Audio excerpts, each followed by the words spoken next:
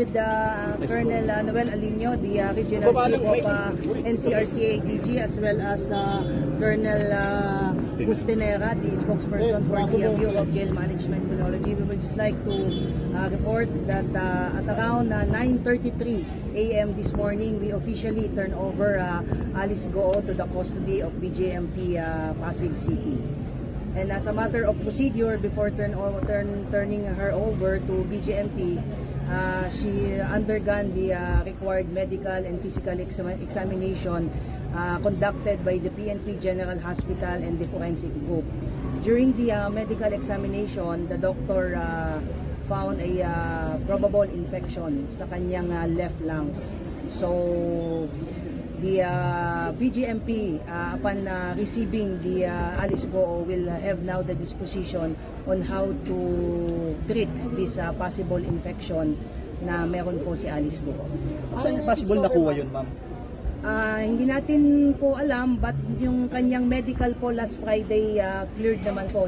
She was supposed to be transferred last Friday, but it was postponed because there are some legal procedure to be undertaken, particularly the service of warrant implemented by CADG, and just this morning ay na-return na rin po yung warrant of arrest as a matter of procedure. So, based doon sa doctor po ng PNP General Hospital na probably from Friday and over the course of the weekend, baka nag-develop ng possible infection yung kanyang lungs.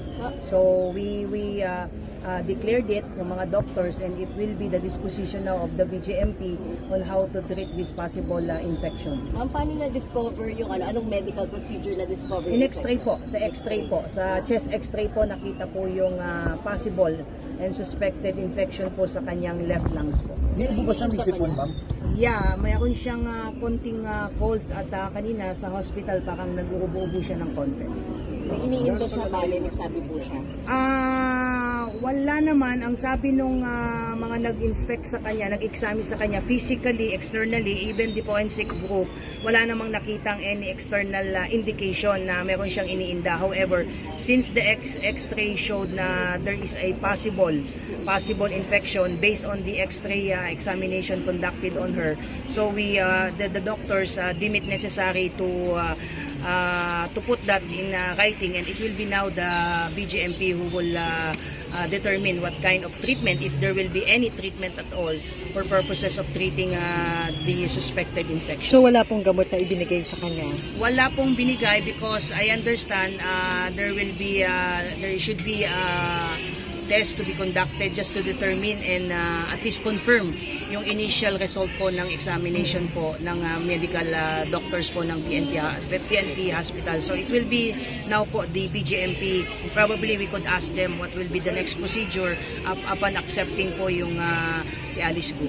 Yes, confirm po yun, yung medical results, and ang advice po ng aming health service ay i-isolate siya. May kasama po siyang 3 doon na may tuberculosis case, pero ito po ay almost 1 month na nagagamutan, and inassure naman ng ating doctor na hindi na ito nakakahawa, yung 3 na naka-isolate. So doon po siya ilalagay to protect din yung general population. Sa isang cell, sir, ilan sila magkakasama? Ano yung itsura ng kwarto niya ngayon? Maliit lang po itong isolation na cell, around 10 square meters na maliit na selda. And dito po may kahalo po siyang 3 nagagamutan sa tuberculosis. At ang advice po ng aming doctor is i-confirm po yung findings sa kanyang X-ray, and then mag-undergo pa po siya ng Gen Expert testing just to confirm kung TB po yun.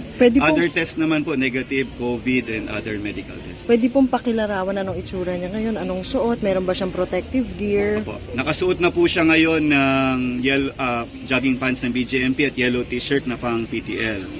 Tapos nakamask po siya na N95 at ongoing na po ang kanyang booking process din. So, binigyan na rin po ba silang gamot mula dito sa BJMP? Wala pa po kasi naantay po natin yung resulta ng kanyang laboratory test pa po. I-X-ray pa ba sa ulit, sir, dito? Hindi na po, may X-ray na po siyang dala-dala courtesy of the PNP General Hospital, and ko-confirm na lang po namin yung result ng X-ray sa isang laboratory test. Sir, once na matreat, ita-transfer na siya with other PDL ng cell? Pagka po kailangan siyang gamutin, doon po muna siya kasama ng ibang TB patients natin na nagagamot din. At kung hindi naman po, ihalo na po siya. So, nagawa na po ba natin yung booking process? Ongoing po. Ang official time receive po kasi natin, 9:33 a.m. Doon po inireceive ang kanyang documentary requirements and medical requirements. Nag-mugshot na rin po siya, and after po nun, may interview pa po kasi para buuhin ang kanyang karpeta o case folder.